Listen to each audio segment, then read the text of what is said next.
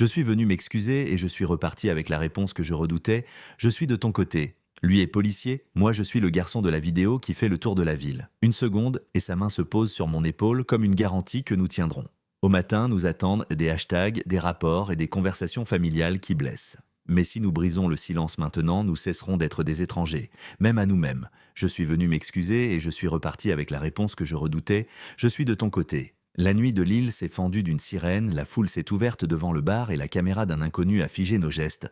Romain me regardait, son nouveau compagnon accroché à lui, et l'a poussé à lancer la scène que tout le monde verrait, sauf l'avant et l'après. Un policier a traversé la lumière. On se sépare, maintenant. Sa main s'est posée une seconde sur mon épaule, respire. Au poste, on m'a pris une déclaration. Je suis sorti avec un téléphone qui vibrait déjà. Le premier montage a tourné avant l'aube. Titre outré, plan coupé. On me traitait de jaloux violent. On félicitait Romain d'avoir tourné la page. Les partages grimpaient. On me prêtait des phrases que je n'avais pas dites. Cette histoire n'avait pas besoin de vérité. Il lui suffisait d'une image qui dérive.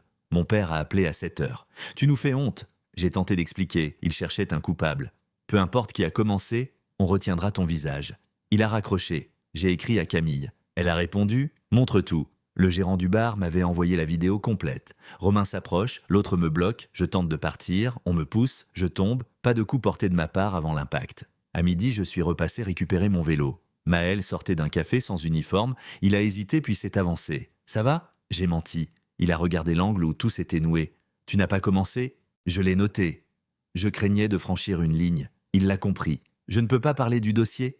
Il allait partir quand un adolescent a levé son téléphone vers moi. C'est lui. Maël a fait un pas. Laisse-le. Les gamins ont reculé. L'après-midi, mon employeur m'a écrit « Fin de période d'essai, risque d'image ». J'ai avalé la nouvelle, puis j'ai ouvert la vidéo complète et je l'ai regardée sans trembler. En fin de journée, j'ai franchi la porte du commissariat. On m'a fait patienter. Quand Maël est arrivé, il a hoché la tête.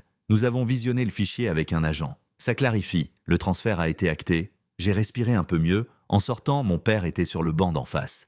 On raconte que tu t'es battu pour récupérer Romain. Faux. Je lui ai donné la version entière, courte.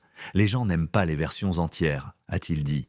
Il est reparti avec un « on parlera plus tard » qui sentait déjà l'oubli. Le soir, un message anonyme « tais-toi ou on sortira le reste ».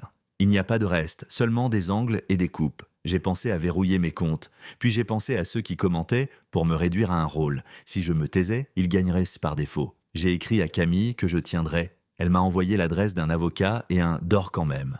À l'aube, j'ai couru le long de la Deule pour ne pas me dissoudre. Entre deux ponts, un appel masqué. « Brigadier Maël Delorme, internalisation du signalement aujourd'hui.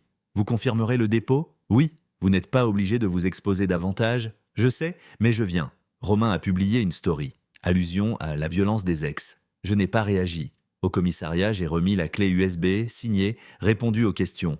On m'a demandé si je craignais des représailles. J'ai dit que j'avais déjà perdu mon travail. Maël m'a croisé en sortant. « Tu tiens ? Je tiens. Nous n'avons rien ajouté. C'était suffisant. » En rentrant, j'ai découvert un mail qui retirait un partenariat prévu pour l'été. J'ai composé un message court pour mes réseaux. Une vidéo tronquée circule. Voici la séquence complète, transmise aux autorités. Merci de regarder avant de juger. Publication programmée à 19 h. Le soir, le compteur s'est emballé, mais différemment, moins de moqueries, plus de silence. Un journaliste local a demandé l'autorisation de relayer. À 23 h, Maël m'a écrit « Intégré au dossier, suite demain ». J'ai relu la phrase « La peur avait une forme. Si tout devait brûler, au moins la lumière servirait. » J'étais prêt à perdre des épaisseurs, pas ma dignité. Et quelque part, sous le bruit, une idée s'est posée. Je n'avais pas été sauvé hier par une main ni par un uniforme, mais par un choix. Celui de ne plus laisser les autres raconter ma vie à ma place. La vidéo longue a remis les gestes à leur place. On voyait l'approche, l'obstruction, la poussée, puis l'intervention. Des inconnus m'ont écrit qu'ils s'étaient en mots trompés. D'autres ont exigé des excuses publiques de ma part, comme si expliquer annulait ce qu'ils avaient déjà partagé. Camille m'a proposé d'organiser un droit de réponse avec le média local. J'ai accepté, à condition de ne pas parler de Romain, seulement des faits et de ce que fait un montage quand il supprime le contexte. Je craignais pour Maël. Le capitaine au-dessus de lui n'aimait pas les vagues. J'avais entendu dans le couloir une phrase sèche « pas de zèle ». Or, consigner la réalité passait déjà pour du zèle. Je n'avais pas envie qu'on lui colle une étiquette pour m'avoir laissé déposer une preuve. Quand il a dit « suite demain », j'ai compris qu'il assumait, pas pour moi, pour le métier. Cette clarté a tenu lieu de corde dans une traversée qui n'était pas finie. Ce matin-là, une phrase a déplacé la frontière. « On peut parler sans uniforme ?» Maël m'a retrouvé près du canal, loin des vitrines et des téléphones levés. Il n'a rien promis, Il a juste demandé ce dont j'avais besoin pour ne pas me laisser broyer. J'ai dit « du temps, un cadre et quelqu'un qui ne recule pas quand la foule décide à ta place ». Il a hoché la tête comme on prend une décision simple et nous avons marché en silence jusqu'au pont. La vidéo complète circulait. Les avis se divisaient, les plus sonores restaient fidèles au montage court. Le capitaine Duhamel, que je ne connaissais pas encore, a convoqué Maël. On m'a raconté plus tard la phrase qui a surgi « Tu veux des vagues? Tu en auras ». Ce jour-là, la peur a changé de camp. Pas parce que nous étions plus forts, mais parce que nous avions un fil à tenir. Camille m'a poussé à accepter le direct du média local. Maël a conseillé de rester factuel, de ne pas désigner Romain. Sinon, ils diront que tu règles des comptes. J'ai noté ces mots sur mon téléphone pour ne pas improviser sous la pression. Le soir, j'ai parlé 3 minutes. Contexte, séquence entière. Dépôt au service compétent. J'ai fini par une phrase courte. Regardez avant d'accuser. Les messages ont changé de ton. Pas tous, mais assez pour respirer entre deux pics. Mon père n'a pas écrit. Une cousine lointaine m'a dit qu'il avait supprimé mon nom d'un groupe familial, je l'ai laissé faire. La honte aime les couloirs étroits, je n'avais plus la place pour la porter à sa place. J'ai dormi sans rêve, comme on range un sac trop lourd sous une chaise et qu'on s'autorise 10 minutes de répit. Au travail, la RH a confirmé le départ. Elle a dit qu'elle comprenait la difficulté, mais qu'elle ne pouvait pas exposer la marque. J'ai signé, en sortant j'ai trouvé Maël devant la porte. « Je n'aurais pas dû venir ici », a-t-il soufflé. « Alors pourquoi ? Parce qu'on te coupe les jambes en public et qu'on appelle ça de la prudence. » Nous avons pris 2 cafés à emporter et nous nous sommes assis au bord de l'eau. Il m'a demandé ce que représentait Romain pour moi. J'ai dit la vérité. Un chapitre qui ne voulait pas se fermer et que la ville tournait comme un drapeau. Maël a posé son gobelet. Tu ne dois d'explication qu'à ce qui te construit. Je lui ai demandé ce qui le construisait, lui. Il a répondu sans détour, faire mon travail sans mentir. En fin d'après-midi, j'ai reçu un message d'un compte sans photo. On sait où tu habites. J'ai transféré à Camille et à l'avocat. Maël m'a dit de déposer aussi pour menace. Je l'ai fait. Le capitaine Duhamel a signé l'accusé de réception avec une remarque sèche que l'agent a feint d'ignorer. La tension était devenue un décor. Le lendemain, le syndicat de police a publié un communiqué neutre. Duhamel a convoqué Maël encore une fois. Pas de zèle, de l'orme. La phrase cherchait à réduire un geste à une faute. Le soir, Maël m'a écrit « Je tiendrai ma version. Fais pareil. » J'ai répondu « On tient ensemble. » Il a tardé, puis a répondu « Oui. » J'y ai lu un engagement discret. Camille a organisé une rencontre avec un collectif qui accompagne les victimes de campagnes de harcèlement en ligne. On m'a expliqué les étapes, les captures, les procédures. J'ai senti la colère se transformer en méthode. Ce n'était pas noble, c'était utile. La dignité ce soir-là a pris la forme d'un dossier bien tenu et d'un calendrier de réponses. Maël et moi avons convenu d'une règle. Jamais de rendez-vous près de mon immeuble, jamais d'allusion au travail quand il n'est pas en service. Il a ajouté une règle pour lui. Écrire tout ce qu'il voit, même si cela le met à découvert. Je n'ai pas applaudi. Je lui ai simplement tendu la preuve que je gardais dans mon sac. Si tu tombes, que ce soit pour une phrase exacte. Un dimanche, mon père a fini par m'appeler. Il ne s'est pas excusé. Il a demandé « Tu vas continuer ?» J'ai répondu que j'avais commencé à vivre autrement et que je ne reviendrais pas en arrière pour lui épargner des conversations. Il a soupiré. « Alors fais-le proprement. » C'était peu, mais c'était une ouverture. Sur le quai de la gare, en revenant d'une réunion avec le collectif, j'ai croisé Romain. Il a tenté un sourire. « On peut s'expliquer ?» J'ai secoué la tête. Devant une caméra et un avocat, oui. Il a levé les yeux au ciel. Toujours dramatique. J'ai pensé que le dramatique, c'était lui qui l'avait attisé pour gagner 2 jours de compassion. La rumeur disait que Duhamel préparait un rapport parallèle pour minimiser l'incident. Maël n'a pas changé de trajectoire. Il a officialisé sa note, avec des heures, des positions, des témoins. Je l'ai regardé faire sa part et j'ai compris que la mienne était de survivre sans me salir. C'est ainsi que notre distance a cessé d'être une prudence et est devenue un choix. Le lendemain, un voisin m'a glissé dans l'escalier qu'il me soutenait en silence. Ce genre de phrase paraît maigre. Pourtant, elle stabilise une marche. J'ai noté ce que produit un appui discret quand le reste menace de vous réduire à un titre. Dans l'après-midi, la plateforme a répondu à nos signalements. Analyse en cours. Rien de spectaculaire, mais un processus enclenché. La nuit, un appel sans parole a tenu 30 secondes. J'ai refusé la peur qui vous suit au lit. Je l'ai posé à la porte et j'ai dormi quand même. Ce soir-là, un message a franchi une ligne. Si tu continues, on sortira ta vie privée. Je n'avais pas grand-chose à cacher, mais il suffit d'un mensonge bien placé pour faire vaciller un nom. L'avocat m'a dit de ne pas répondre. Camille m'a rappelé que la meilleure défense restait la lumière. J'ai rassemblé les éléments, la vidéo longue, les attestations de 2 témoins, mon dépôt initial, les menaces reçues. Nous avons tout transmis au service qui enquêtait. Je croyais avoir fait le nécessaire. Je n'avais pas prévu la suite. Le lendemain, Romain a publié un texte où il ne me nommait pas mais où chaque phrase me pointait. Il y parlait de personnes incapables d'accepter une séparation, de gestes incontrôlés, de peur d'être abandonnés. Les commentaires ont fleuri, s'appuyant sur l'ancien montage. Maël m'a écrit « Ne te jette pas dedans ». J'ai posé le téléphone et je suis allé marcher jusqu'au parc pour laisser retomber l'envie de crier. Au commissariat, Duhamel a tenté de reprendre la main. Il a fait circuler l'idée que Maël surréagissait pour se faire bien voir. Un collègue m'a rapporté la scène. « Tu veux être chevalier blanc ? Va donc réparer les trottoirs. » Ce mépris-là m'a atteint, pas pour Maël seulement, pour la vérité réduite à une posture. Maël a gardé la même voix. « Je note ce que j'ai vu. » On l'a renvoyé sur d'autres tâches dans l'attente de clarification. J'ai accepté une invitation à débattre en plateau avec un journaliste et un juriste. Condition, pas de nom, pas d'attaque, uniquement des faits. Dans l'oreillette, on m'a rappelé de rester calme. En direct, j'ai décrit l'usage du montage court et ses effets, la pression numérique, la nécessité de procédure. Le juriste a confirmé, le journaliste a glissé, les réseaux exagèrent parfois. J'ai répondu que cela peut coûter un emploi. Le soir même, un compte a publié de vieilles photos de moi et Romain, inoffensives, mais présentées comme des preuves de mon obsession. Maël m'a demandé si je voulais déposer plainte supplémentaire. J'ai dit oui. L'avocat a ajouté l'atteinte à la vie privée au dossier. Les heures prenaient la forme de formulaires, et pendant ce temps, la ville continuait de commenter. Mon père m'a envoyé un message bref. « Arrête l'essence sur le feu ». J'ai répondu « Je n'ai pas allumé ». Il n'a pas poursuivi. Camille, elle, tenait la ligne. Elle validait chaque pas, me ramenait à la méthode quand la rage débordait. « On tient la corde, Jules ». Son « on » m'évitait de me croire seul. Maël a reçu une convocation formelle.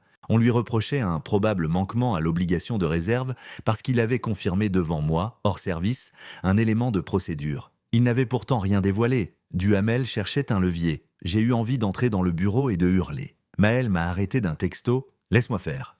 Ta part, c'est de rester clair. » Camille a pensé à une conférence de presse avec le collectif. L'avocat a expliqué que parler trop tôt pouvait se retourner contre nous. On a choisi un communiqué écrit, relu 3 fois, pesé. Pas de pathos, pas de nom, pas d'ennemi, juste l'itinéraire, une image tronquée, un emballement, un correctif, des menaces et l'exigence d'un examen serein. Nous l'avons envoyé aux rédactions locales. 2 jours plus tard, un média national a repris l'affaire. L'angle était prudent, mais l'écho a changé d'échelle. Les soutiens ont afflué. Les attaques aussi. J'ai appris à muter des mots que je ne voulais pas lire. Dans ce tumulte, Maël est resté un point fixe. Il me rappelait de boire de l'eau, de dormir, de ne pas vérifier la nuit. Cela paraissait banal, c'était vital. Romain m'a croisé dehors et a tenté un aparté. « On peut tourner la page si tu retires ces trucs. » Je lui ai demandé lesquels. La vidéo longue, le communiqué, tes airs de victime. Je lui ai dit que la page se tournerait quand il cesserait de mentir. Il a haussé les épaules, déjà prêt à une autre story. Je l'ai regardé s'éloigner en comprenant que je n'avais plus rien à récupérer de cette histoire-là. Le soir, Maël m'a confié que Duhamel l'avait menacé à demi-mot d'une mutation punitive. Ils veulent me faire passer pour un agité. Il n'a pas cédé. Je préfère un dossier propre qu'un silence qui me pourrit. Je l'ai écouté, sans chercher à le rassurer avec des promesses vides. Je lui ai juste dit que je viendrais témoigner si on le lui demandait. Il a répondu « Je sais ». Ce « je sais » m'a servi de poignée pour avancer. La nuit suivante, Duhamel a tenté une médiation bancale par un intermédiaire. On peut calmer tout cela si chacun fait un pas. Le pas proposé consistait à retirer la vidéo longue et à revenir au privé. J'ai refusé. Maël aussi. On ne négocie pas les faits. L'intermédiaire a haussé les épaules. Le lendemain, un recruteur a annulé un entretien en citant « l'agitation autour de votre nom ». J'ai encaissé sans spectacle. Camille m'a rappelé qu'un nom ne définit pas un avenir, seulement la valeur de celui qui le prononce. Le sommeil s'est mis à couper en segments. J'avais des réveils secs, sans image, juste un poids. Je marchais pour le dissoudre et je retournais au bureau de l'avocat avec une énergie basse mais exacte. Nous avons ajouté une chronologie publique sur mon site, sans commentaire, source à l'appui. Les gens qui voulaient comprendre le pouvaient. Les autres passeraient leur chemin. Ce matin-là, j'ai compris que l'on avait atteint le point où reculer ne rendait rien. La convocation officielle est arrivée. Audition conjointe, pièces à l'appui. J'ai prévenu Camille et l'avocat. Maël a préparé ses notes. Nous avons relu la chronologie pour la 10e fois. À l'entrée, Duhamel nous a croisés sans saluer. Dans la salle, on a demandé des faits, rien d'autre. J'ai déroulé la séquence, arrivée, obstruction, poussée, intervention, post-montage, harcèlement, plainte. Maël a confirmé ce qu'il avait vu, avec des heures, des gestes, une distance maîtrisée. L'auditrice a visionné la vidéo complète 2 fois. Elle a demandé les métadonnées déjà jointes. Elle a noté que le premier montage masquait l'élément déclencheur. Elle a demandé si j'avais tenté de contacter Romain pour une médiation. J'ai répondu que je n'avais plus la capacité de tenir une conversation qui servirait à me faire taire. Elle a compris. Ce n'était pas un procès, c'était une mise à plat. Au milieu de l'audition, une info a surgi. Un compte interne avait consulté mon dossier sans habilitation. L'auditrice a levé les yeux. Duhamel a eu un mouvement que je n'avais jamais vu chez lui. Une crispation brève. La séance a été suspendue 10 minutes. À la reprise, on nous a demandé de rester disponible. La pièce s'est vidée sans paroles inutiles. Dehors, j'ai appelé mon père. Je n'ai pas parlé de Duhamel. J'ai dit que je n'avais pas inventé. Il a laissé un silence, puis a demandé « Tu tiens comment ?» J'ai dit « Je fais ce que je peux avec ce que j'ai. » Il a répondu « Je viendrai à la prochaine. » J'ai raccroché avec une sensation étonnante. Les choses ne devenaient pas plus simples, mais je n'étais plus seul par défaut. Le soir, le média national a diffusé un sujet équilibré. On y entendait le juriste, on y voyait la différence entre les deux vidéos, on y rappelait les procédures. Romain a tenté un nouveau récit. Il s'est heurté à l'ennui du public pour les répétitions. Les menaces ont diminué d'un cran. Elles n'ont pas disparu. Mais elles ne tenaient plus la une de mon esprit. La semaine suivante, j'ai reçu la date d'une audience disciplinaire concernant Duhamel. Je n'étais pas parti, mais on m'autorisait à déposer un complément écrit sur l'accès non autorisé. Maël, lui, devait témoigner. Nous nous sommes vus la veille, pas d'emphase. Il a répété sa phrase « Je dirai ce que j'ai vu ». Je lui ai confié que ma colère avait laissé place à une vigilance durable. C'est mieux, la colère fatigue, la vigilance protège. Le jour venu, mon père s'est pointé sans prévenir. Il a attendu dans le couloir pendant que Maël déposait. À la sortie, il m'a serré l'avant-bras. J'ai regardé la vidéo, je n'avais pas voulu avant, je me suis trompé. Il n'a pas cherché d'excuses pour son retard. Il a constaté sa faute comme on règle une dette. J'ai dit que c'était déjà beaucoup. Nous avons marché jusqu'à la rue sans savoir quoi ajouter. Un mail interne a fuité. Duhamel avait bien consulté des données sans mandat. La hiérarchie a ouvert une procédure plus large. Les collègues qui l'avaient suivi de loin se sont mis à prendre de la distance. Ce n'était pas du courage, c'était du système. Mais parfois, le système peut se corriger lui-même par simple instinct de survie. Camille a proposé de reprendre ma recherche d'emploi. Attendre la fin totale, c'est laisser ta vie en pause. Nous avons refait un CV, ajouté la gestion de crise, comme compétence pratique. Ce n'était pas ironique, j'avais appris à documenter, à répondre, à cadrer. J'ai postulé à 2 petites structures, l'une a demandé un entretien. Le recruteur avait vu l'affaire. « Vous avez tenu droit », a-t-il dit. Je l'ai remercié sans promettre plus que ma rigueur. Le soir, Maël m'a écrit qu'on lui proposait un poste à Paris, plus exposé mais plus libre. « On essaie de m'acheter ? On reconnaît ce que tu as fait. » Il a répondu qu'il réfléchirait. Je lui ai dit de choisir ce qui lui permettrait de dormir. Il a dit qu'il dormirait mieux loin de ceux qui confondent vérité et insubordination. Je n'avais pas prévu ce que ce départ signifierait pour nous. Nous n'avions jamais mis de mots sur ce que nous construisions. Je ne voulais pas l'emprisonner dans une phrase. Il n'a pas demandé non plus. Nous avons gardé notre pacte implicite, avancé sans travestir. C'était pauvre en promesses, riche en tenue. Et cette tenue suffisait à tenir contre la tentation du renoncement. À la pause de l'audition, Camille m'a tendu de l'eau et un carnet où elle avait résumé nos points clés. On ne gagne pas une réparation par de grands gestes, mais par une addition de preuves courtes. Cette phrase m'a tenu le dos. Quand la séance a repris, Duhamel a tenté de déplacer la discussion vers mes motivations. L'auditrice l'a recadré. Nous traitons des faits. Je l'ai remercié du regard. Ce regard-là vaut parfois une porte ouverte. Le soir, nous avons débriefé chez Camille. Elle a proposé d'anticiper un « après », même sans connaître la décision. Ne laisse pas l'issue devenir ta seule histoire. J'ai fait une liste, formation, mission courte, rendez-vous à Callot, personne ressource. Maël, par message, a validé l'idée. On prépare le terrain, quel que soit le verdict. Cela n'enlevait rien à l'importance de la vérité, mais cela me rendait mon horizon. Ce matin-là, j'ai reçu 2 messages qui n'avaient rien en commun et qui pourtant fermurent la boucle. Le premier venait de l'administration. Duhamel était suspendu à titre conservatoire dans l'attente des conclusions. Le second venait d'un torréfacteur que Camille connaissait. Passez quand vous voulez pour parler d'un projet. J'ai montré l'écran à Maël. Il a souri par écrit. Je signe pour Paris. Nous n'étions pas une histoire écrite à l'avance. Nous étions 2 trajectoires qui avaient refusé la déformation. Romain a perdu une collaboration après des rectifications publiques. Il a posté un texte fade sur la complexité des relations et s'est tu. Les comptes anonymes ont cherché une autre cible. Il restait des braises, mais le feu s'était déplacé ailleurs. J'ai senti, pour la première fois, que ma vie retrouvait un bruit normal. J'ai rencontré le torréfacteur avec Camille. Nous avons parlé apprentissage, formation courte, budget. Il cherchait quelqu'un capable de tenir une relation claire avec des clients et des partenaires. J'ai expliqué ce que j'avais traversé et ce que j'avais appris. Dire, prouver, tenir. Il a proposé un test d'1 mois. J'ai accepté. Le soir, j'ai écrit à Maël que je commençais quelque chose qui ressemblait à un métier. Mon père est venu au local pendant la première semaine. Il a goûté un café et n'a pas parlé du passé. Il a demandé si je m'entendais avec l'équipe. J'ai répondu que oui, que j'apprenais vite. Il a souri à peine et a dit qu'il repasserait. Ce n'était pas la chaleur, c'était un pont. Je l'ai pris tel quel. Le départ de Maël s'est décidé en 2 courriels. Il m'a envoyé les dates. Gare du Nord, samedi, 14 heures. Le matin même, il a reçu l'officialisation. Il partait avec une lettre qui saluait la tenue professionnelle dans un contexte délicat. Je l'ai lu 2 fois. Je me suis rappelé la phrase de Duhamel et le oui tardif de Maël. Entre les deux, il y avait eu notre refus d'abaisser la barre. Sur le quai, nous avons parlé simple. Il a dit qu'il n'emportait rien qui ne lui appartienne pas. J'ai dit que je ne lui demandais rien qu'il ne puisse tenir.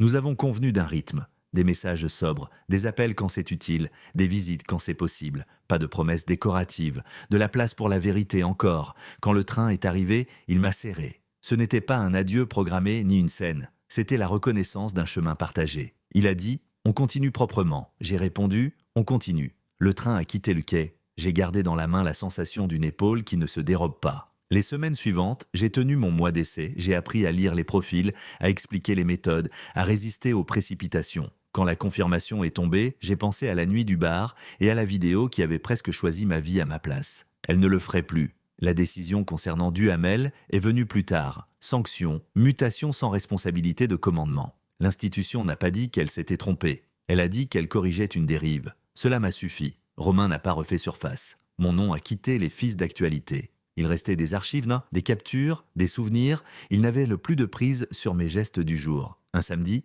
j'ai repris le train pour Paris. Nous avons marché avec Maël le long d'un canal, à l'envers d'une autre. Il m'a raconté son service, les dossiers nets, ceux qu'il refuse de tordre. Je lui ai parlé de torréfaction, de clients qui reviennent parce que la parole tient. Nous avons ri d'une même fatigue, simple et propre. Sur le chemin du retour, j'ai écrit un message à mon père. « Je passe demain ». Il a répondu « D'accord ». C'était une ligne droite après tant de zigzags. À la maison, j'ai trouvé sur la table un sac de grains de café et une note de Camille. Pour l'ouverture, j'ai senti la route sous mes pieds, pas celle qu'on subit, celle qu'on choisit malgré le vent. J'ai pensé à cette main sur mon épaule la première nuit et aux mots qui avaient tout réorienté. Je suis de ton côté. Le projet a pris de l'épaisseur, fiche, fournisseur, délai. J'ai appris à ne pas confondre vitesse et précipitation. Nous avons monté une petite dégustation test. 3 clients sont revenus 2 jours plus tard, non pour une réduction, mais pour le geste net. Je me suis surpris à parler sans penser à la rumeur. La rumeur n'avait plus de prise ici.